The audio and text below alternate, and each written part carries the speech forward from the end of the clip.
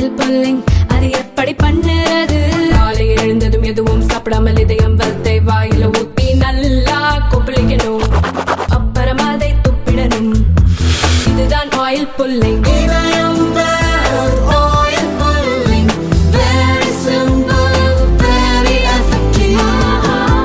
ஊனோடும் உயிரோடும் கலந்து விட்ட எனது அருமை பாரதிய ஜனதா கட்சியின் செயல் வீரர்களே, சகோதரர்களே, சகோதரிகளே, இன்னைக்கு நிறைய உள்ளூர் விஷயமும் பேச வேண்டி இருக்கு. ஏனென்றால் நான் இந்த பகுதியில ஸ்ரீராம் நகர் வந்து இறங்கிய உடனேயே இது மனிதர்கள் வாழக்கூடிய பகுதியாக தெரியலையே, அந்த அளவிற்கு துர்நாற்றம், திராவிட முன்னேற்ற கழகத்தை போன்ற நாற்றம் அடிக்கின்ற ஒரு பகுதியாக இருக்கிறது என்று அப்பதான் நம்முடைய நண்பர்கள்ட்ட மாவட்ட தலைவர் கூட வந்த திரு மோகன் மந்திராஜலம் அவர்கள், திரு வசந்தராஜன் அவங்கள்ட்ட கேட்டேன். அப்ப சொன்னாங்க, வெள்ளலூர்ல இருக்கிற குப்பை கிடங்கு. நான் முதல்ல வெள்ளலூர்ல 1998 பொதுக்கூட்டம் பேசியிருக்கேன். இன்னைக்கு அந்த பகுதியில் இருக்கின்ற குப்பை கிடங்கின் காரணமாக 20,000 குடும்பங்கள் வாழ முடியாத சூழ்நிலை ஏற்பட்டிருக்கிறது. நீங்க பாத்தீங்கன்னா அங்க தாய்மார்கள் இந்த இங்கே கூட அந்த ஸ்மெல் அடிச்சிட்டு இருக்கல, அங்க இருக்கின்ற தாய்மார்கள் நுரையீரல் தொற்றினாலும் மார்பக புற்றுநோயாலும் பாதிக்கப்பட்டு அறுவை சிகிச்சை மேற்கொள்கின்ற அளவிற்கு மக்கள் மிக மோசமான ஒரு சூழ்நிலையிலே வாழ்ந்து கொண்டிருக்கிறார்கள். அது நமக்கு எதை உணர்த்துகிறது? இன்னைக்கு இருக்கின்ற இந்த அரசாங்கம் திராவிட மாடல் அரசு அல்ல, மிருக மாடல் அரசு. திராவிட மிருக மாடல். வெட்கமா இல்லையா? யோசித்து பார்க்க வேண்டாமா? எதுக்கு ஒரு அரசாங்கம், எதுக்கு கார்பரேஷன், எதுக்கு கவுன்சிலர்கள்? நீங்க பாத்தீங்கன்னா இந்த பகுதி மட்டும் கார்பரேஷன் கவுன்சில்ல 2 வார்டு இருக்கு. ஒரு வார்டுக்கு குறைஞ்சது 3,500 வீடு, 7,500 வீடுகள். நிச்சயமா பட்ஜெட் பற்றி வருவேன், ஏன்னா budget is always my special subject. அது தவிர வெள்ளலூர் பேரூராட்சியில கிட்டத்தட்ட 12,000 வீடுகள். அத நகராட்சியா அறிவிக்க போறாங்களா? பேரு பெற்ற பேரு டாவர் நீர் இல்லை.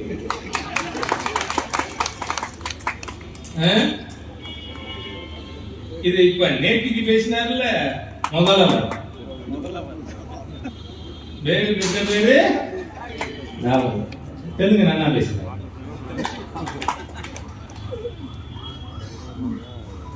அது நகராட்சி ஆக்க போறாங்களா? இந்த 20,000 வீட்டை சேர்ந்தவர்கள் நம்முடைய முன்னாள் மாவட்ட தலைவர் வசந்தராஜன் அவர்களுடைய வழிகாட்டுதல்ல பாரதிய ஜனதா கட்சி அழைப்பு விட்டு எல்லா வீட்லையும் கருப்பு கொடி என்று சொல்லி போராட்டம் நடத்தினோம். அப்புறம் 10 கிலோமீட்டர் நீளத்திற்கு மனித சங்கிலி. நான் கேட்கிறேன், மிருகங்களின் முன்பாக மனித சங்கிலி ஈடுபடுமா? காசு பிசாசுகள் தமிழகத்தை இப்பொழுது ஆண்டு நாசப்படுத்திக் கொண்டிருக்கிறார்கள். காசு பைத்தியம். ஆகவே அங்க இருக்கின்ற பகுதி மக்களோடு பேசி என்ன செய்யலாம்? அவங்க சொல்றாங்க, நாங்க இதெல்லாம் போராடி பார்த்துட்டோம், போராடினாலும் பலன் இல்லை. எப்பவுமே நம்ம இந்து முன்னணி நிறுவனர் திரு ராமகோபாலன்ஜி அவர்கள் சொல்வார், மூக்க பிடிச்சா வாய திறக்கும். ஏன்னா மூச்சு விட முடியாதே, மூக்கு பிடிச்சிட்டா வாய திறப்பான். இந்த கேடுகட்ட திராவிட மாடல் ஆட்சிய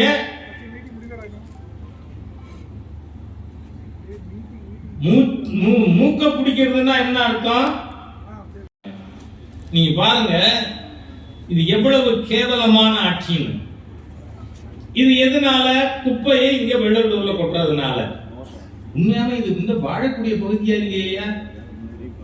நீங்க பார்த்தா திரு மோகன் மந்திராஜலம் அவர்கள் சொன்னார்கள், கோவில்ல செஞ்சேரி மலை பொண்ணு பார்த்து கோவில்ல நிச்சயம் பண்ணிட்டாங்க. நிச்சயம் பண்ணிட்டு ராத்திரி பொண்ணு வீட்டுக்கு பையன் வீட்டுக்கு சாப்பிட வந்திருக்காங்க. இந்த நாட்டத்தை பார்த்துட்டு எங்க மகளை இந்த வீட்டுல நாங்க பொண்ணு கொடுக்கணும் அப்படின்னு கல்யாணத்தை நிறுத்திட்டாங்க. இது நடக்காத விஷயம் இல்ல, நடந்த சம்பவம் இது. ஆக இந்த திராவிட முன்னேற்ற கழகம், என் அருமை சகோதரி கனிமொழி கவிஞர் சொன்னது மாதிரி அதிகமான இந்தியாவிலேயே 2 தரம் சொல்றார், அதிகமான இளம் பெண் விதவைகள் இருப்பது தமிழ்நாடு. தாலி ஏறவே விட மாட்டேங்கிறாங்க, அப்புறமல்ல தாலி அறுக்கிறது.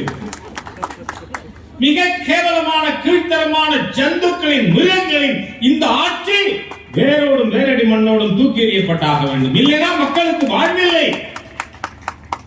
எத்தனை போலியான பேச்சுக்கள் யோசிச்சுப்பா. அதனால இப்ப எல்லாரும் கேட்டேன், அங்க இருக்கிற நண்பர்களா சொன்னாங்க, மார்ச் வரைக்கும் உள்ளத டாக்ஸ் கட்டி ஏப்ரல்ல இருந்து இருக்கிற ஃபர்ஸ்ட் ஹாஃப் இயர் கட்ட வேண்டாம். ஏன்னா நீ ஹவுஸ் டாக்ஸோட என்ன வாங்குற? சாலிட் வேஸ்ட் மேனேஜ்மெண்ட்டுக்கு தனியா வாங்குறியா இல்லையா பணம்? திடக்கழிவு மேலாண்மைக்காக அதுக்கு வேற பணம் வாங்குறாட பாவிகளா. எவ்வளவு தாண்டா திம்பீங்க?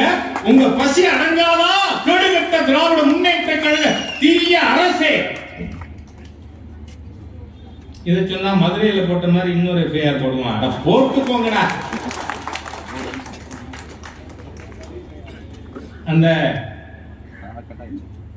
எஃப்ஐஆர் போட்டிருக்காங்க மேல, யோசிச்சு பாருங்க. எவ்வளவு தீய சக்திகள் இன்னைக்கு ஆட்சியில் இருக்கு, நிர்வாகத்தில் இருக்கு.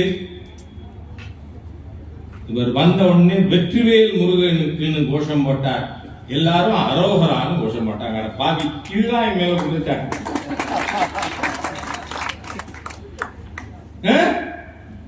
அது தப்பா? அதான் இது தாலிபானிய அரசு. இந்த தாலிபானிய அரசு எவ்வளவு கேவலமான தீய சக்திகளின் அரசு தெரியுமா?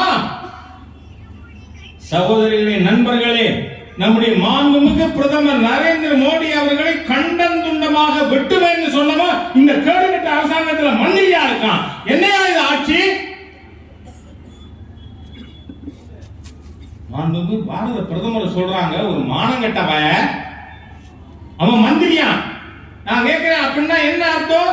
முதலமைச்சர் ஸ்டாலின் அவர்கள் அந்த தாமோ அன்பரசனுடைய கூற்றுக்கு இணங்குகிறார், ஏற்றுக்கொள்கிறார். அப்ப இது தாலிபானிய அரசு தானே.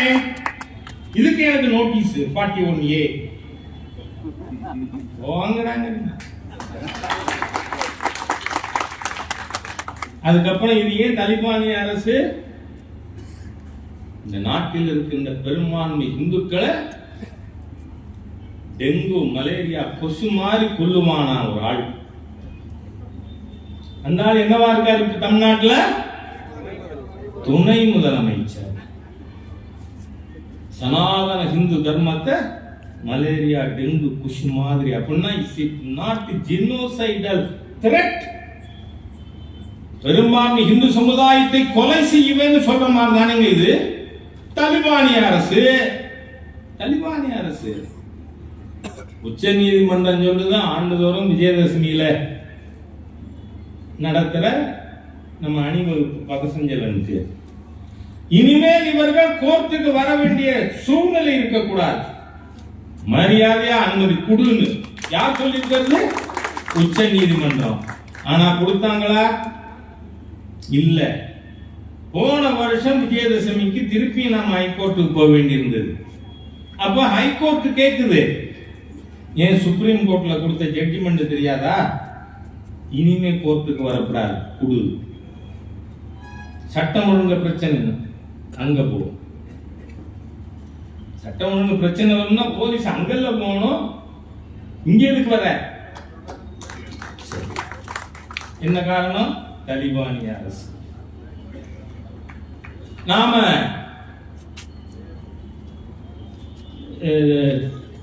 மதுரையில திருப்பரங்குன்றத்துல ஆர்ப்பாட்டத்துக்கு அனுமதி இல்லை. நீங்க பாருங்க எந்த அளவுக்கு சட்டம் மிஸ்யூஸ் ஆகுதுங்கிறதுக்கு. அதனால 144 போட்டிருக்கேன். I am not only a chartered accountant, I am a lawyer also. 144 யார் போடுவான்? மேஜிஸ்ட்ரேட், கலெக்டர், எக்ஸிகியூட்டிவ் மேஜிஸ்ட்ரேட் போடலாம். ஆனா மதுரை கலெக்டரோட ஜூரிஸ்டிக்ஷன் திருப்பூர்ல இருக்கா? நண்பர் காடேஸ்வரா சுப்பிரமணியம் அவர்களை எப்படி கைது பண்ண? 144 இஸ் தேர் வேர் மதுரை. ஏன்னா அது போட்டிருக்கிறது யாரு? மதுரை கலெக்டர். அவங்களுக்கு அதிகாரம் இருக்கு, எக்ஸிகியூட்டிவ் மேஜிஸ்ட்ரேட் போடலாம். ஆனா காரைக்குடியில் அது வருமா? என்னையும் கைது பண்ண? இந்த மாதிரி இந்த அரசாங்கம் காட்டுமிராண்டி அரசு, தலிபானிய அரசு. சரி, இங்க கோயம்புத்தூருக்கு வந்தேனா, மேற்கு வங்கத்திலே பங்களாதேஷ்ல பாதிக்கப்பட்ட இந்துக்களுக்கு ஆதரவாக to sympathize with Hindus in Bangladesh. பங்களாதேஷில் என்ன நடந்து கொண்டிருக்கு? இந்துக்களின் இனப்படுகொலை. பல நூற்றுக்கணக்கான இந்துக்கள் பங்களாதேஷில் வீதியிலே கொல்லப்படுகிறார்கள். அதுக்கப்புறம் காளி கோயில், ஹரே ராமா ஹரே கிருஷ்ணா கோவில் கொளுத்தப்பட்டது. இந்துக்களுடைய வர்த்தக ஸ்தாபனங்கள் நொறுக்கப்பட்டது. இதுக்காக நாம ஆர்ப்பாட்டம் ஏற்பாடு பண்ணோம். அனுமதி கொடுத்தாங்களா? கொடுக்கல. ஏன்? தலிபானிய அரசு. ஆனா எதுக்கு அனுமதி? 51 பேரை 1998 பிப்ரவரி 14ஆம் தேதி நம்ம கோயம்புத்தூர்ல 59 படுகொலைகளை நிகழ்த்திய அல்லும்மா பாட்சாவுக்கு இறுதி ஊர்வலத்துக்கு ஆயிரக்கணக்கில் தீவிரவாதிகள் வரலாம். ஏன்? தலிபானிய அரசு, தலிபானிய தீய அரசு, தலிபானிய இந்து விரோத அரசு. இந்த மாதிரி கேவலமா இருக்கிற ஒரு அரசாங்கம் இருந்தா 26க்கு அப்புறம் இந்துக்கள் உரிமைகளோடு வீதியிலே நடமாட முடியாத சூழ்நிலை ஏற்படும். See, it's a political statement. இவ்வளவு கொடுத்திருக்கோம் பட்ஜெட்ல. ஆனா முதலமைச்சர் என்ன ஒப்பாரி வைக்கிறார்? தமிழ்நாட்டுக்கு ஒண்ணுமே கொடுக்கல. நண்பர்களே, முதல்ல இந்த பட்ஜெட்ங்கிறதே என்ன? It should act as a stimuli for economic growth. அதான் நான் பொருளாதாரத்தில் படிச்சேன். ஆனா அது முதலமைச்சர் படிச்சிருக்காரு. நம்ம மாநில தலைவர் திரு அண்ணாமலைஜி பட்டியல் கொடுக்கிறாரு. இந்த மந்திரி 8ஆம் கிளாஸ், இந்த மந்திரி 7ஆம் கிளாஸ், இந்த மந்திரி 8வது பாஸ், 10வது ஃபெயிலு. தமிழ்நாட்டு மந்திரிகளோட படிப்பு அறிவு அவ்வளவுதாங்க. கல்வி மந்திரி எவ்வளவு படிச்சிருக்காரு யோசிச்சு பாருங்க. இந்த 8ஆம் கிளாஸும் 10ஆம் கிளாஸும் 8 பாஸ் 10 ஃபெயிலு, இவங்க எல்லாம் சேர்ந்து நமக்கு தமிழ்நாட்டுக்கு மந்திரியா, மக்கு மந்திரிகள். இது சொன்னா இன்னொரு எஃப்ஐஆர்மா போடுங்கிறாங்க.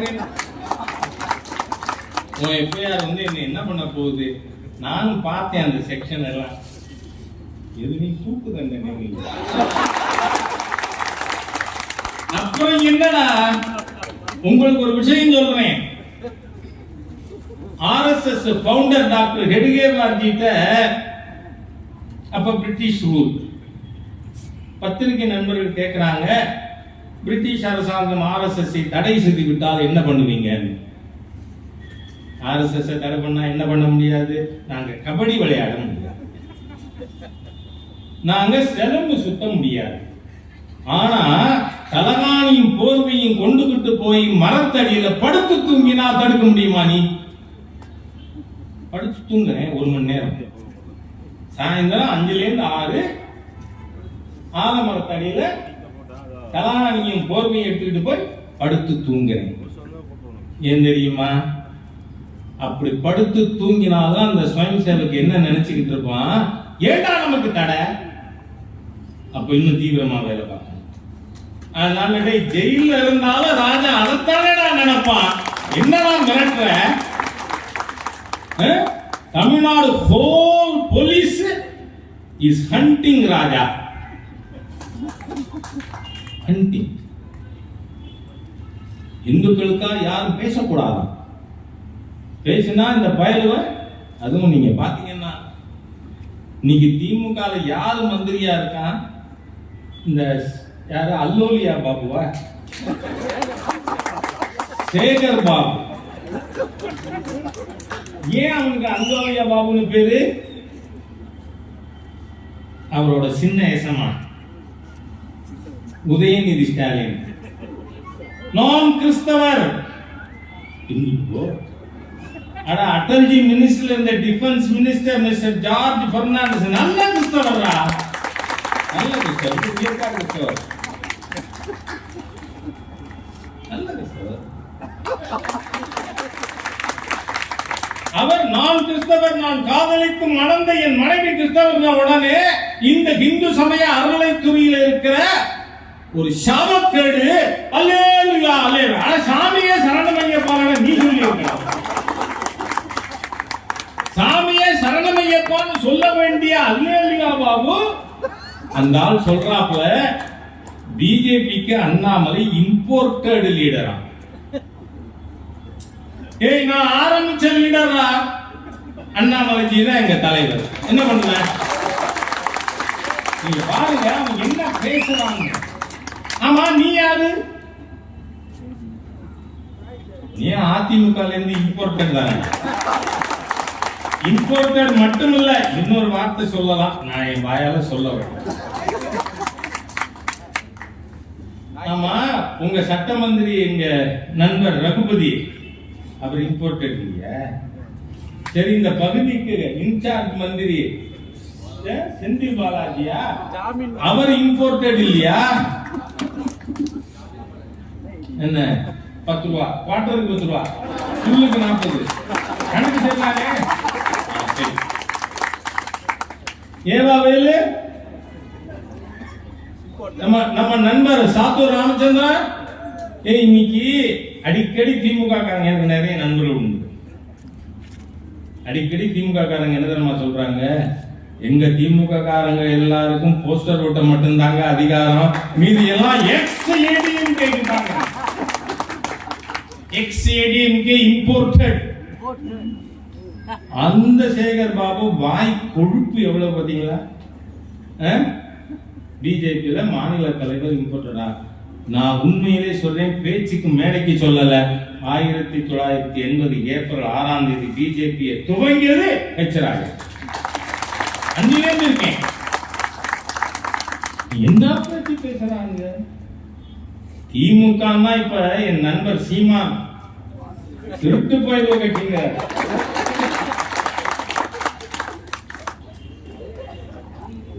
ஒரு காலத்துல நான் ஒரு ஆள் தான் இந்த ஈவே ராமசாமி நாயக்கரை எக்ஸ்போஸ் பண்ணிட்டு இருந்தேன். நிறைய பேர் வந்து இப்போ ஏகப்பட்ட பேர் வந்துட்டாங்க, புரிஞ்சுக்கிட்டாங்க. ஏன்னா ஈவேராவை முதல்ல 4 தலைப்பு வச்சு சென்னை வள்ளுவர் கோட்டத்துல பேசினது ஹெச்ராஜா. ஈவேரா ஒரு தேச துரோகி. ஏன்னா 1944 சேலத்துல திராவிட கழகத்தினுடைய முதல் மாநாட்டுல தீர்மானம் போட்டாரு. என்ன தீர்மானம் தெரியுமா? வெள்ளையன் இந்தியாவை விட்டு வெளியேறக்கூடாது. வெள்ளையன் வெளியேறிவிட்டால் விஞ்ஞானம் வெளியேறும், கார் ஓடாது, பஸ் ஓடாது, தபால் தந்தி இருக்காது. இந்தியாவால் ஒரு குண்டூசியோட தயாரிக்க முடியாது. எங்க தலைவன் வாஜ்பாய் அணுகுண்டே தயார். ஆனா இந்த பயில என்ன தீர்மானம் பண்ணா, இந்தியாவால் ஒரு குண்டூசி கூட தயாரிக்க முடியாது. ஆகவே வெள்ளையன் இந்தியா விட்டு வெளியேறக்கூடாது. அப்படியே வெளியேறுவதாக இருந்தால் லண்டனில் இருந்து கொண்டாவது சென்னை ராஜதானி ஆள வேண்டும் என தீர்மானம் போட்ட தேச துரோகி. அதே மாதிரி 47 ஆகஸ்ட் 15ஆம் தேதி இது துக்க தினம், எல்லாரும் வீட்டுல கருப்பு கொடி ஏத்துன்னு சொன்ன தேச துரோகி. இது நான் ஒரு ஆள் தான் பேசிட்டு இருந்தேன். இன்னைக்கு அப்பா எத்தனை இன்னும் கலகலமா பேசுறாரு நண்பர் சீமா. ஆகவே நண்பர்களே, இந்த திராவிட முன்னேற்ற கழகம் என்பது அதோட ரூட் ப்ரோ பிரிட்டிஷ். அதனால்தான் இவர்கள் தமிழுக்கு எதிராக இருக்கிறார்கள். 1967 வரை யாரும் 5வது வரை தமிழ் படிக்காமல் 6வது வர முடியாது. 6வதுக்கு அப்ப பேரே என்ன தெரியுமா? First form. ஆனா இந்த நாசமா போற திருட்டு திமுக ஆட்சிக்கு வந்து அன்னிலேருந்து தமிழ் படிக்காம டாக்டர் ஆகலாம், தமிழ் படிக்காம இன்ஜினியர் ஆகலாம், தமிழ் படிக்காம ஆர்கிடெக்ட் ஆகலாம், தமிழ் படிக்காம ஆடிட்டர் ஆகலாம். இன்னைக்கு நாம எல்லாரும் கொஞ்சம் ராஜா சொல்றானேன்னு கேட்க வேண்டாம். எப்பொருள் யார் யார் வாய் கேட்பினும் அப்பொருள் மெய்ப்பொருள் காண்பது. யோசிச்சு பாருங்க. இன்னைக்கு சோசியல் மீடியா நம்ம எல்லா கையிலும் செல்றதுல நீ நலமான ஒருத்தன் எழுதுறது எப்படி எழுதுனா NEE நலமா அப்படிதானே எழுதுறான். ஏன்? அவனுக்கு தமிழ் எழுத்து தெரியல, எழுத தெரியல. இன்று தமிழ் வெறும் பேச்சு மொழியாக மாறி இருப்பது இந்த தமிழர் விரோத திராவிட முன்னேற்ற கழக தீய சக்திகளே தமிழை அடித்த செல்வங்களா. நீங்களா பேசுறீங்க மத்திய அரசாங்கத்தை பத்தி? எவ்வளவு பெரிய மோசடி அரசாங்கம் இன்னைக்கு மாநிலத்தில் இருக்கு. யோசிச்சு பாருங்க. சொல்றாரா, நாங்கள் இருமொழி கட்சி. அத இன்னைக்கு பத்திரிகை நண்பர்கள் கூட கேட்டாங்க. விஜய் கூட ஆதரிக்கிறார். என்ன முதல் ஃபாரின்ல இருந்து விஜயோட குழந்தைய அங்கிருந்து டிசி வாங்கி இங்க தமிழ்நாட்டுல சமச்சீர் கல்வி கூடத்துல சேர்த்துட்டு அதுக்கப்புறம் பேசுங்க. எவரா இருந்தா எனக்கு நேர்மை இல்லாதவர் நேர்மை இல்லாதவர் தான். நேர்மை இல்லாதவர்கள் என்ன இருமொழி கல்வி பற்றி பேசுற உங்க குழந்தைகள் தான் எதில் படிக்குது? நான் கேட்கிறேன், ஒரு திராவிட முன்னேற்ற கழகத்தினுடைய கார்பரேஷன் கவுன்சிலர் அவர் குழந்தைய அரசு பள்ளிக்கூடத்துல சமச்சீர் கல்வியில சேர்க்கிறியா? சொல்லு. நான் இங்க நம்முடைய நண்பர்களுக்கு சொல்றேன், இந்த கார்பரேஷன் வார்டு 100லையும் அது எந்த கட்சியா இருந்தாலும் இருக்கிறவர்கள் பேரு அவங்க குழந்தை படிக்கிற பள்ளிக்கூடம் மாத்திரம் ஒரு லிஸ்ட் எடுங்க. அதை ரிலீஸ் பண்ண ஒரு நாள் வருவோம். ஏன்னா ஏற்கனவே நான் 45 திராவிட முன்னேற்ற கழக தலைவர்கள் மாண்புமிகு முதல்வர் ஸ்டாலினுடைய மகள் செந்தாமரை நடத்துகின்ற சன்ஷைன் பள்ளிக்கூடம் வேளச்சேரி, இப்ப பல்லாவரத்திலும் 2வது பிரான்ச் எக்ஸ்பேண்ட் ஆகுது. அதே மாதிரி கிங்ஸ் யாரு? அவங்க கட்சிக்காரங்க சொல்றாங்க, நம்ம கொடிகாத்த கும்பரம் பத்தி பேசுறோம், அவங்க குடியாத்தம் கும்பரன். அவரு சொல்றாரு, எனக்கு தெரியாது. துரமுருகன் 60,000 கோடி. அவருக்கு பையன் நடத்துறது கிங்ஸ். TR பாலு மகன், ஆற்காடு வேலாசாமி மகன், எல்லாரும் நடத்துற பள்ளிக்கூடம் CBSE பள்ளிக்கூடம். அங்க என்ன மொழிப்பா படிக்கிறாங்க குழந்தைகள்? இருமொழிய. நான் ஒண்ணு மாத்திரம், I challenge the honorable chief minister of Tamil Nadu. எங்க நீங்க இன்னொரு முறை மத்திய அரசாங்கத்தின் கல்வி கொள்கைக்கு எதிராக பேசினால் சன்ஷைன் பள்ளிக்கூடத்தை சமச்சீர் கல்வி கூடமாக மாற்ற சொல்லி தர்ணா உட்காருங்க. நீங்க கல்வி சேவை நிறுத்தக்கூடாது. அதனால சமச்சீர் கல்வி. உங்க பாட்டனார் தானே சமச்சீர் கல்விக்கு அதான் நீ யாரை ஏமாத்துற? வெக்கமா இல்லையா? இருமொழி கொள்கையா? நீங்க நடத்துற பள்ளிக்கூடத்துல இன்னைக்கு இருக்கிற தேசிய கல்வி கொள்கை என்ன? நீங்க ஆட்சியிலே பங்கு வகித்த பொழுது 2004 இருந்து 14 வரை இந்த திருட்டு திமுக காங்கிரஸ் கூட்டணி, ஐக்கிய முற்போக்கு கூட்டணி ஆட்சியில் இருந்தப்ப இதே கல்விக் கொள்கை இருந்தது. ஒரே ஒரு வித்தியாசம் தான், 2004 இருந்து 14 வரை லோக்கல் லாங்குவேஜ், உள்ளூர் மொழி, ஆங்கிலம், ஹிந்தி ஆர் சான்ஸ்கிரிட். அத மாண்புமிகு பிரதமர் மோடி அவர்கள் வந்த பிறகு local language, English, any one of the Indian languages, இந்தியாவில் இருக்கின்ற மொழிகள் ஏதோ ஒன்று. இப்ப நாம கோயம்புத்தூர் பொள்ளாச்சி பகுதியில் இருக்கோம்.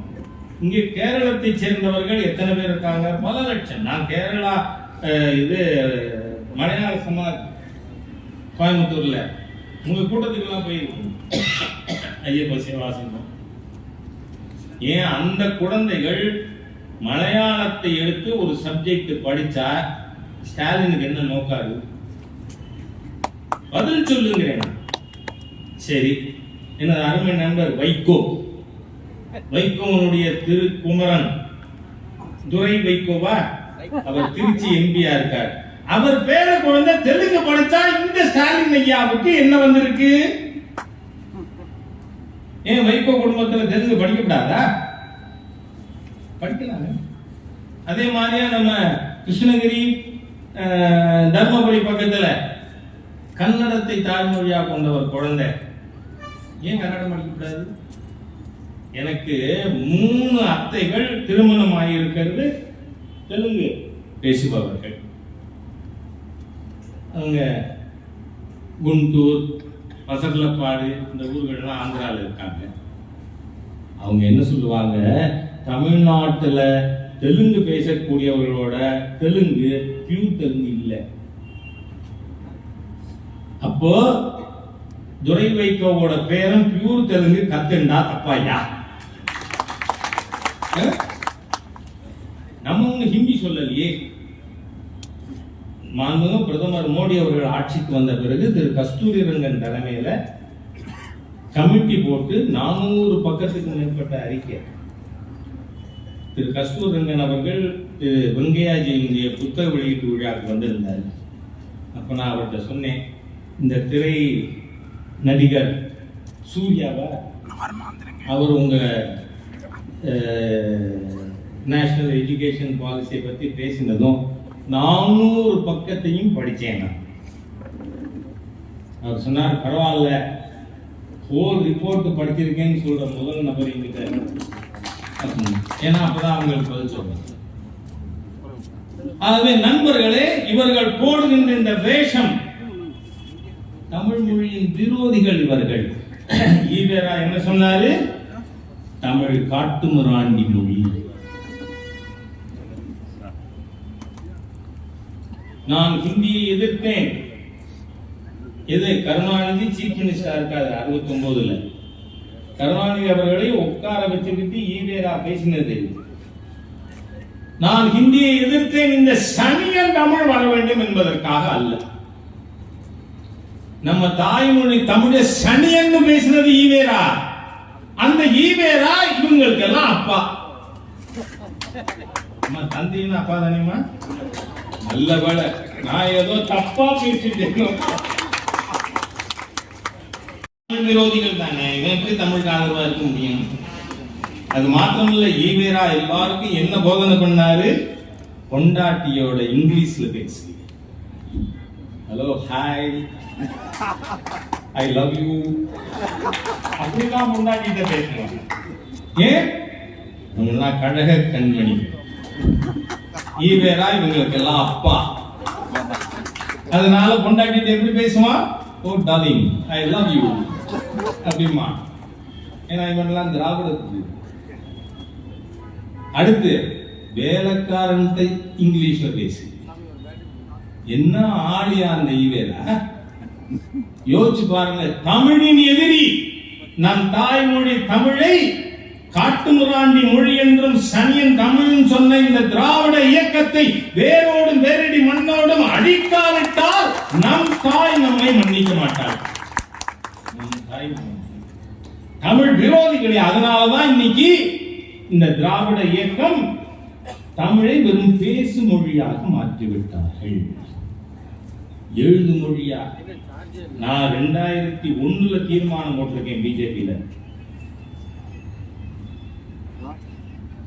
என்ன ஸ்கூலா இருந்தாலும், அது சிபிஎஸ்இ ஸ்கூலா இருக்கட்டும், கேந்திர வித்யாலயவா இருக்கட்டும், ஒரு பாடமாக தமிழ் இருக்க வேண்டும். இல்லைன்னா தமிழ் மெல்ல தமிழ் இனி சாகும் இல்லை. இப்ப தமிழ் இப்போது செத்து விட்டது. இன்னைக்கு வெறும் பேச்சு மொழியா நம்ம தாய்மொழி இருக்கு. நாளைக்கு அதுவும் ஏன்னா இப்பவே ஆங்கிலம் கலந்து மற்றெல்லாம் கலந்து பேசலாம். ஆகவே ஜாதியை வைத்து அரசியல் செய்து நம் தாய்மொழி தமிழை புதை மொழிக்கு தள்ளிவிட்ட இந்த திராவிட இயக்கத்தை வேரோடும் வேரடி மண்ணோடும் 26 கலைந்தெறிய வேண்டியது ஒரு தமிழனுக்கும் கடமை. ஒரு நீங்கள் தமிழ் பக்தர்களா? சரி, இவங்க இருமொழி கொள்கையா? ஆமா, இப்ப சமீபத்துல நம்ம சென்னை மேயரா இருக்காங்க ஒரு அம்மா, பேர் என்ன? மேயர் அம்மா. அதெல்லாம் எனக்கு தெரியாது. அவங்க பிரான்ஸ் நாட்டோட ஒரு ஒப்பந்தம் போட்டிருக்காங்க.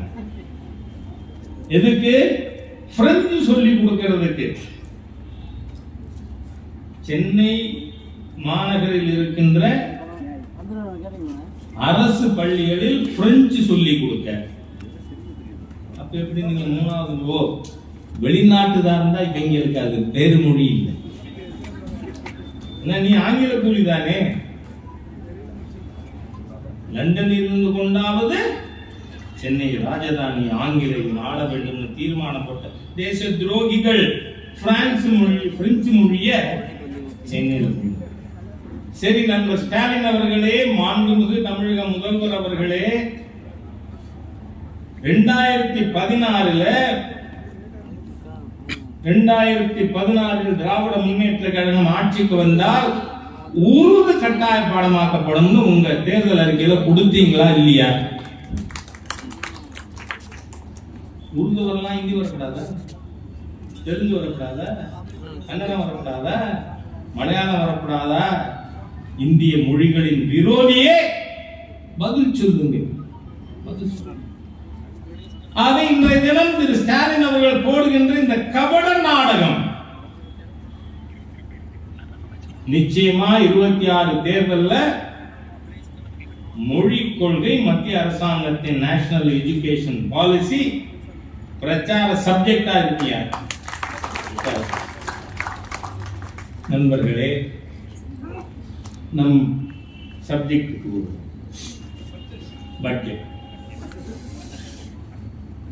budget should act as a stimuli for economic growth. அது ஒன்றும் நம்ம அண்ணாச்சி கடையில் வாங்குற சாமானுக்கு விலைப்பட்டியல் டோட்டல் பண்றது இல்லை. இன்றைய தினம் ஒரு புரட்சிகரமான பட்ஜெட்டை வீர தமிழச்சி நிர்மலா சீதாராமன் அவர்கள் பாராளுமன்றத்தில் வெளியிட்டார். நீங்க பார்த்தா தமிழனுக்கு இல்லையா? 2014 திமுக காங்கிரஸ் கூட்டணி அரசாங்கம் இருந்தவரை வருமான வரி விலக்கு லிமிட் 2.5 லட்சம். அத 2019 5 லட்சமா பாரதிய ஜனதா கட்சி அரசு உயர்த்தியது. அதுக்கப்புறம் 23 அது 7 லட்சமா மாத்தினோம். இப்ப எல்லாரும் என்ன எதிர்பார்த்தாங்க?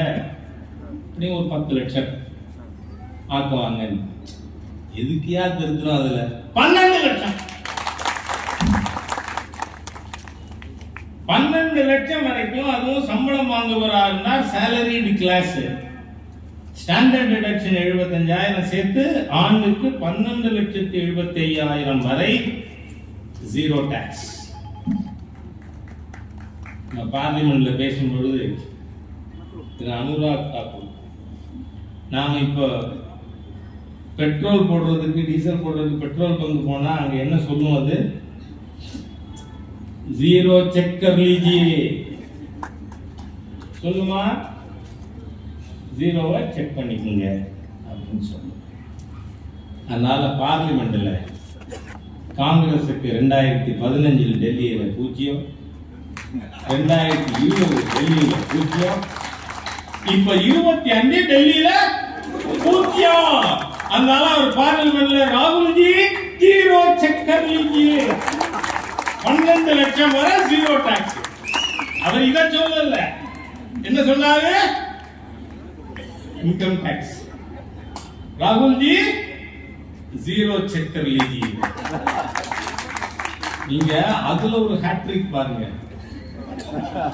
இந்த பூஜ்ய தலைவர் காங்கிரஸ்ல 2015ல 0, 20ல 0, 25ல 0 லீடர். ஏன் தெரியுமா, நான் பார்லிமெண்ட்ல பேசுறாரு, I not only oppose BJP, I not only oppose RSS, I oppose Indian state. Indian government and சொன்னா I can understand. இந்த நாட்டை எதிர்ப்பாரா அந்த தேச துரோகி இட்டாலியன், இத சொன்னா ஒண்ணே தப்பு, இரு குரூப்புக்கு இடையில சண்டை மூட்டாரா. என்னையா லீடர், அவர் தலைமையில இந்தி கூட்டணி ஒரு கூட்டணி இருக்கிறது இந்த நாட்டுக்கு அவமானம், தலைமுனிவு. ராகுல் இஸ் a confirmed anti-national. ஏன்னா அவர் சொல்லி இருக்கார், நான் சொல்லல. I oppose Indian state. இந்திய தேசத்தை எதிர்ப்பதாக சொன்ன அந்த ஸ்டாலின் இந்த ராகுல் காந்தியோட கை கோத்து வர்ற எல்லாரும் தேச துரோகி தானே. அதனால்தான் டெல்லியில அதுலயும் நீங்க பாத்தீங்கன்னா இந்த முதலமைச்சர் அவர் இருந்தாரு, அவர் பேர் என்ன, கெஜ்ரி தான், பாலத்தான் மக்கள் வெட்டிட்டாங்களே. அவர் பேர் என்ன, கெஜ்ரி. அவரு லெட்ரினுக்கு பேன் எதுல, தங்க தகட்டுல. மானம் கட்டவங்க என்ன 10 கிராம் கூட வாடா வரும்.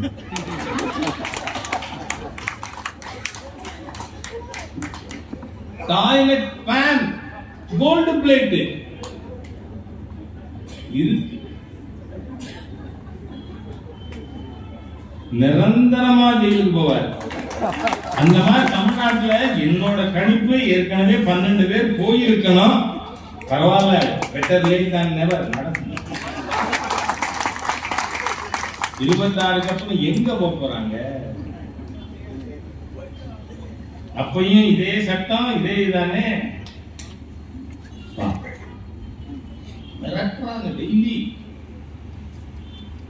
அப்போ தொடர்ந்து இந்த நடுத்தர வர்க்கம் அவங்க மாச சம்பளக்காரங்க வருமானத்தை ஒழிக்கவும் முடியாது. அவர்கள் முழுசா வரி கட்டணும். அதனால மாண்புமிகு மத்திய நிதியமைச்சர் மாண்புமிகு பிரதமர் மோடி அவர்களின் வழிகாட்டுதலில் இன்னைக்கு இன்கம் டாக்ஸ் லிமிட் 12 லட்சம். இதனால் அரசுக்கு வருவாய் குறைவு நஷ்டம் எவ்வளவு தெரியுமா? 1 லட்சம் கோடி. 1 லட்சம் கோடி அரசுக்கு வருவாய் இழப்பு இருந்தாலும் மிடில் கிளாஸ் மக்களுக்கு, நடுத்தர மக்களுக்கு, அவர்களுக்கு ஒரு ரிலீஃப் கொடுக்கணும். அது மட்டும் இல்ல, நான் ஏற்கனவே சொன்னேன், budget should act as a stimuli. நீங்க இப்ப பாத்தீங்கன்னா 12 லட்சம் வரைக்கும் வரி இல்லைன்னா ஒரு குடும்பத்துக்கு, ஒரு கவர்மெண்ட் எம்ப்ளாயி அவருக்கு 60,000 இருந்து 80,000 ஆண்டுக்கு மிச்சம். இப்போ மாசம் 6000 ரூபாய் மிச்சம் இருக்குன்னா நம்ம உடனே என்ன பண்ணுவோம்? ஏதோ ஒரு கன்சியூமர் டியூரபிள் வாங்குவோமா? அது ஏசியிலேருந்து ஃபேன்லேருந்து எல்லாம், ஃப்ரிட்ஜு, எனிதிங். அப்போ என்ன ஆகுது உங்களுக்கு? இந்த 1 லட்சம் கோடி வீண் இல்லை, இந்த 1 லட்சம் கோடி இழப்பில்லை. இந்த 1 லட்சம் கோடி அந்த மாதிரியான கன்சியூமர் டியூரபிள் இன்வெஸ்ட் ஆகும். பொருட்களுக்கு டிமாண்ட் குறைச்சலார், அதை கூட்டுவதற்காக. ஆக நீங்க இந்த 1 லட்சம் கோடிங்கிறது again it is for investment. அதே மாதிரியா உடனே அடுத்த திராவிட புரட்சி தமிழ்நாட்டுக்கு ஒண்ணு. ஆனா இந்த நீ தமிழ்நாடு பேர் இல்லை சொல்ல முடியாது, நாங்க திருக்குறளையே சொல்லிட்டோம்.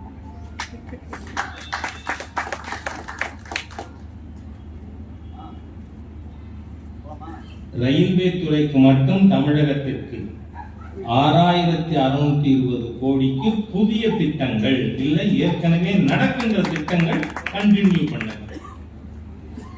அது தவிர சென்னை மெட்ரோ செகண்ட் பேஸ் மாநில அரசாங்கம் எங்களுக்கு மத்திய அரசு பங்கு தேவையில்லை அப்படின்னு சொல்லி கிட்டத்தட்ட 72,000 கோடிக்கு அவங்களே திட்டத்தை கொண்டு வந்தாங்க. ஆனா என்ன பண்றது? அரசாங்கமே இப்ப முட்டுச்சந்தில மோதி நிற்குது. இப்ப சொல்றேங்க, சார்ட்டர்ட் அக்கவுண்டன்ட், அதனால சொல்றேன், தேர்தலுக்கு முன்னாடி அரசு அதிகாரிகளுக்கு சம்பளம் கொடுக்கும் சூழ்நிலை இருக்காது. மோசமா இருக்கு தமிழ்நாடு பொருளாதாரம். ஆனால் இந்த ஆண்டுக்கு மட்டும் அந்த மெட்ரோ திட்டத்திற்கு 3800 கோடி அலோகேஷன். இந்த மாதிரி தமிழகம் முழுக்க மத்திய அரசாங்கத்தின் ஆன்கோயிங் ப்ராஜெக்ட்ஸ், அதுக்கு 14,000 கோடி மத்திய அரசு கொடுத்திருக்கு. நான் இதெல்லாம் என்னோட சோசியல் மீடியால ஏற்கனவே பதிவா போட்டிருக்கேன், எக்ஸ் வலைதளத்துல, பேஸ்புக்ல. அப்ப தமிழகத்திற்கு பணம் இல்லைன்னு ஏன் பேசுறீங்க? உங்களுக்கு பிரச்சனை இருக்கு. என்ன? தமிழகத்தினுடைய ஒட்டுமொத்த கடன் 2006 எவ்வளவு தெரியுமா? வெறும் 26,000 கோடிங்க. 2006 இந்த திராவிட முன்னேற்ற கழக, மிருக முன்னேற்ற கழகம், திருட்டு முன்னேற்ற கழகம், என்ன வேணா சொல்லுங்க, அதுக்கு பேர் என்ன? திரவிடியா மாடல.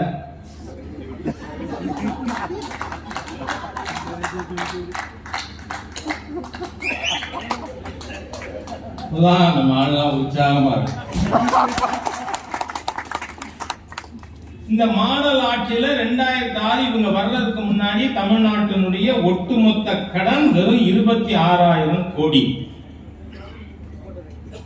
நீங்க வந்துட்டு இலவசங்கள் வந்த பிறகுதான் அது கேலப்பிங் ரேட்ல கடன் கூடிச்சு.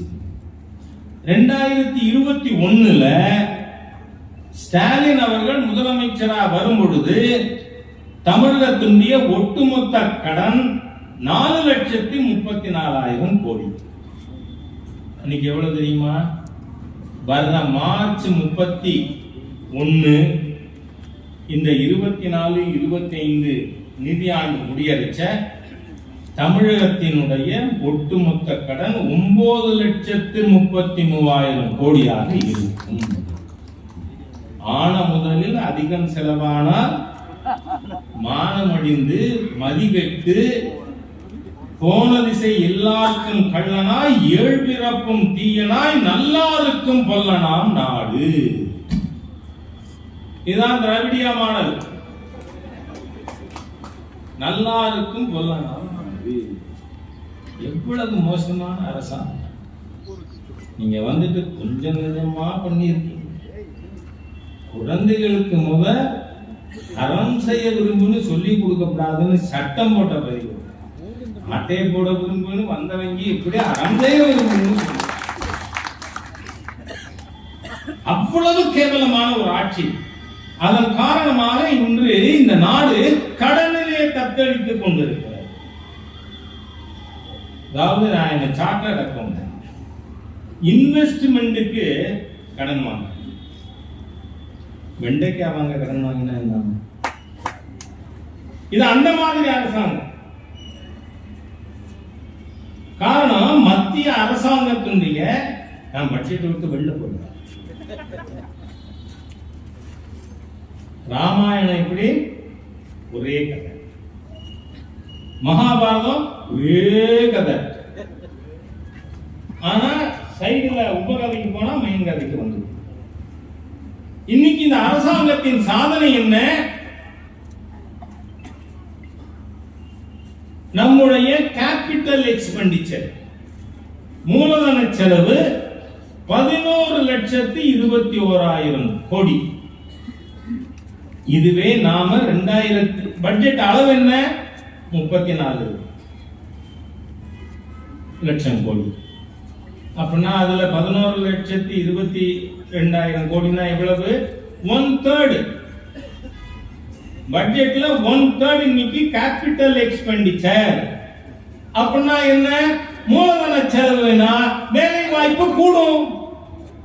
அதுக்காக நாம மூலதனத்துக்கு கடன் வாங்கலாங்கிறோம். நம்ம பட்ஜெட் அப்படி இருக்கு.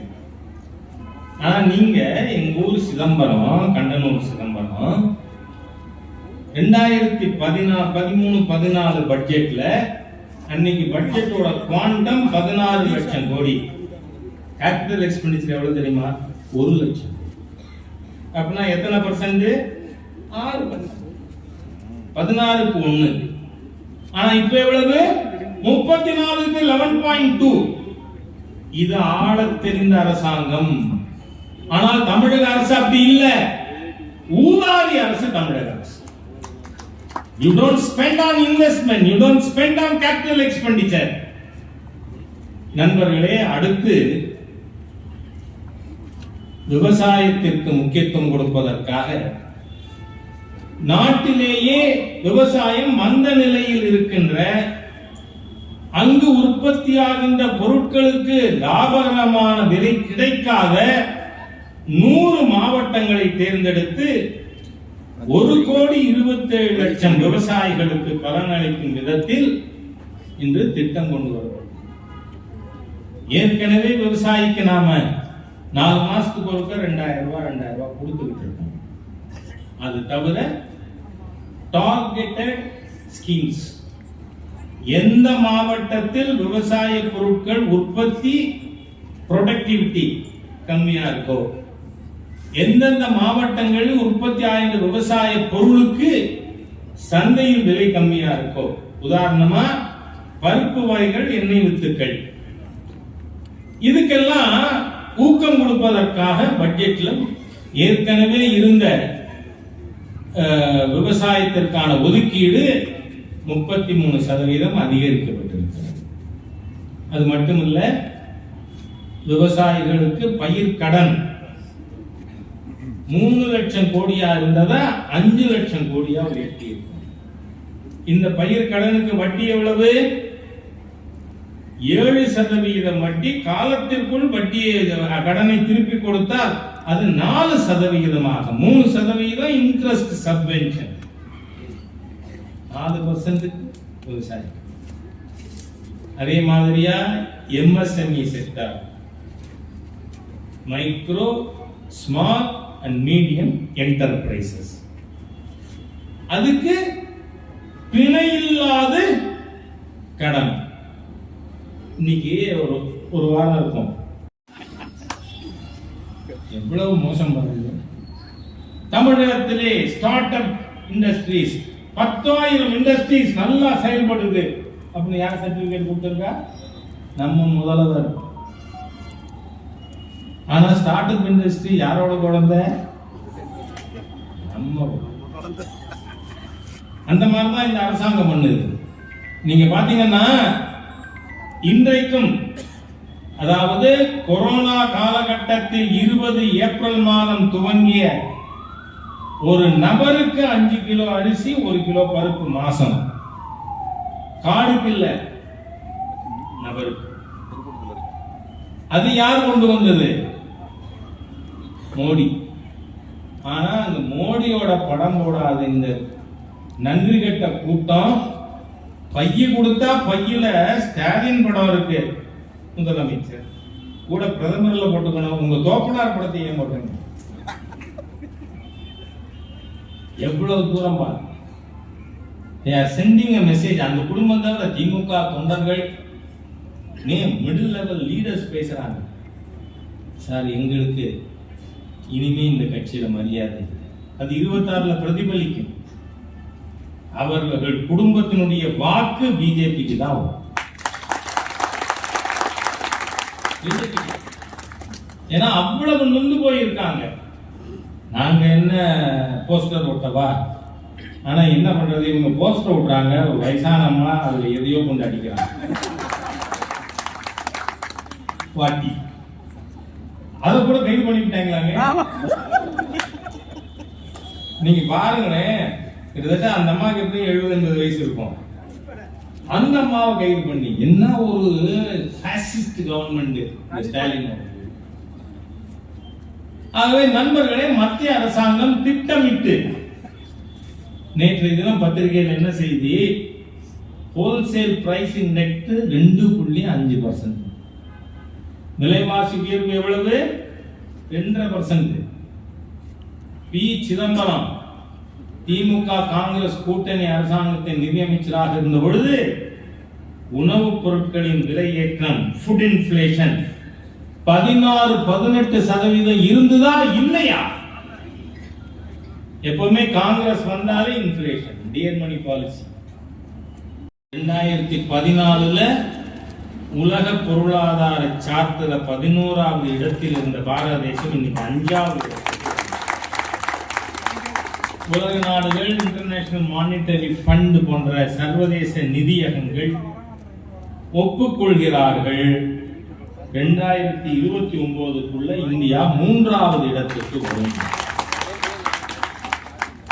அது மட்டுமல்ல, இந்த மத்திய அரசு உலகம் முழுவதும் இந்திய மக்களின் மரியாதையை கூட்டியிருக்கிறது. நான் பிரதமர் நேற்று முன்தினம் அமெரிக்கால இருந்தார். அப்ப நம்ம நண்பர் ட்ரம்ப், எனக்கு அவரை ரொம்ப பிடிக்கும். ஏன்னா செத்த என்ன மாதிரியே பேசுறாருல, ஓப்பனா, அதனால பிடிக்கும். பத்திரிகையாளர்கள் கேட்கிறாங்க, பங்களாதேஷ் என்ன ஆகும்னு. என் நண்பர் மோடி பார்த்து நான் கேட்கிறேன், நான் 10 வருஷம் இந்த நாட்டுக்கு பிரைம் மினிஸ்டரா இருந்தாரு நான் மன்மோகன் சிங், அவர் பார்த்து பாருங்க, யாராவது எங்கேயாவது ஒரு இடத்துல சொன்னதுண்டா? இந்தியாவிலேயே அந்த கட்சிக்கே அவர் மேல நம்பிக்கை இல்லை. அப்புறம் உலக நாடுகள் எப்படி? ஆகவே நண்பர்களே, இந்த சர்வதேச அளவில் பாரத தேசத்திற்கு மரியாதை கூடியிருக்கு. ஆனா நீங்க ஒரு பத்திரிகை குழுமம் எவ்வளவு தூரம் தரம் தாழ்ந்து போயிருக்கிறதுங்கிறதுக்கு விகடன் குரூப் ஒரு உதாரணம். ஏன்னா நான் சொல்றது 70-71 காலகட்டம். நாங்களாம் ஹைஸ்கூல் படிக்க, இப்போ இந்த சர்க்குலேஷன் மேகசின் வருவாங்க, எல்லா பத்திரிகையும் வாங்கி வீடு வீடா ஒரு நாளைக்கு ஒரு பத்திரிகை கொடுக்கணும், சர்க்குலேஷன். அப்போ எங்க வீட்டுல பெரியவங்க சொல்லுவாங்க, இங்க பாரு விகடன் போர்டு இன்னொரு பத்திரிகை பேர் வச்சு அது போடாதாங்க. ஏன்னா அதுல சிறுகதையே கொஞ்சம் முன்ன பின்னர், அந்த குழந்தைகள் படிக்க கூடாது. ஆனால் அந்த மாதிரி ஒரு தரமான பத்திரிகையாக இருந்த விகடன் பத்திரிகை இன்று தரம் தாழ்ந்து கீழ்த்தரமான பத்திரிகையாக. என்ன அராதமா, என்ன அயோக்கியத்தனம்! நாட்டினுடைய பிரதமர் பத்தி உன் இஷ்டத்துக்கு போடுவியா? இங்க பாருங்க, ட்ரம்ப் நமக்கு வழிகாட்டிட்டாரோன்னு தோணுது, எனக்கு தெரியல. இப்போ என்ன சொல்றாரு, இந்த பர்மால இருந்து ரோஹிங்கியாஸ் எல்லாம் இங்க வந்திருக்கானா? 58 பேரை கேம்ப்ல வச்சேங்கிறான். பைலுக்கு அப்புறம் இப்போ காணும். இந்த வடிவேல் சொன்ன கதைதான், கிணத்த காணும். நீ கேம்ப்ல வச்ச ஆளை காணும். என்ன சொல்றாரு ட்ரம்ப்? அந்த ரோஹிங்கியாஸ் எல்லாத்தையும் சைனா போட்டு பர்மா கணக்கு.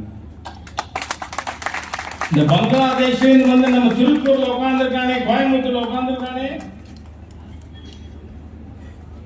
அரசாங்கம் எல்லா தங்க நகை செய்யற பஜார்ல போய் எல்லாருக்கும் பாஸ்போர்ட் இருக்கா வெரிஃபை பண்ணு, ஆதார் கார்டை வெரிஃபை பண்ணு, அவன் எங்க இருந்து வந்திருக்கான், வந்திருக்கிறது பங்களாதேஷ்ல இருந்து, ஆனா சொல்றது மேற்கு வங்கத்துல இருந்து. அந்த மாதிரி இருக்கிற ஆளுகளை பங்களாதேஷுக்கு நம்ம எப்படி அனுப்பணும்? செயினை கட்டி அனுப்பணும்.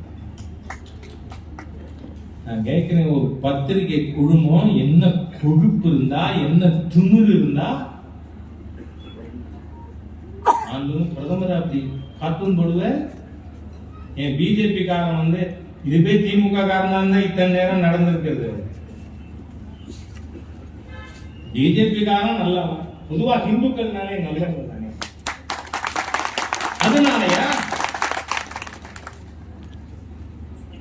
இதுக்கு ஒரே வழி என்ன? மூக்க பிடிச்சா வாய திறப்பான், வயிற்றுல அடிச்சா தாண்டா எல்லாம் கேட்பான். அதனால விகடன் குழுமத்தை நாம ஒத்தரும் 100 வீட்டுக்காவது போகணும். வாங்காதீங்க, விகடன் குழுமத்தையே பகிஷ்கரிக்க வேண்டும் அப்படின்னு சொல்லணும். ஆகவே நண்பர்களே, நேரம் ஆயிடுச்சு. நாம உள்ளூருக்காக எடுத்திருக்கின்ற பிரச்சனை இந்த 20,000 வீடும் வள்ளலூர் மற்றும் கார்பரேஷன் வார்டு 2 எல்லா வீட்டுக்கும் போவோம். ஏப்ரல் 1ஆம் தேதியிலிருந்து வர்ற ஹவுஸ் டாக்ஸ் கொடுக்க மாட்டோம். வரிகூடா இயக்கம் என்பது காந்திஜி அன்னைக்கு சொல்லி கொடுக்க மாட்டோம். ஏன்னா நீ எதுவுமே செய்யலையே. ஆகவே அதையும் நாம் மக்களிடையே எடுத்து சென்று இந்த பட்ஜெட்டுடைய நல்ல அம்சங்கள், ஒரு சிட்டி சீட்டும் பிஜேபி சீட்டு மறந்துடாதீங்க. எங்கெல்லாம் மிடில் கிளாஸ் இருக்காங்களோ அது எல்லாமே இன்னைக்கு 100% ஓட்டு பாரதிய ஜனதா. ஆனா அதுக்கு என்ன பண்ணும்? நம்முடைய அயராத உழைப்பு இருந்தால். மாவட்ட தலைவர், முன்னாள் மாவட்ட தலைவர் வசந்தராஜ் அவர்கள் எல்லாரும் ஒரு விருப்பத்தை சொல்லியிருக்காங்க. என்ன? நம்ம கோவை மாவட்டத்தில் இருக்கிற 10க்கு 10 சீட்டும் பாரதிய ஜனதா கட்சிக்கு தான் அப்படிங்கிறத நீங்க உறுதிப்படுத்துங்க. நான் நாளைக்கு சிவகங்கையில பேச போறேன். ஏற்கனவே அவங்க 4க்கு 4 நமக்கு முடிவு பண்ணியிருக்காங்க. அதனால ஒவ்வொரு ஊரா போவோம், ஒரு வீடா போவோம், வலுப்படுத்த வேண்டும் என்று கேட்டு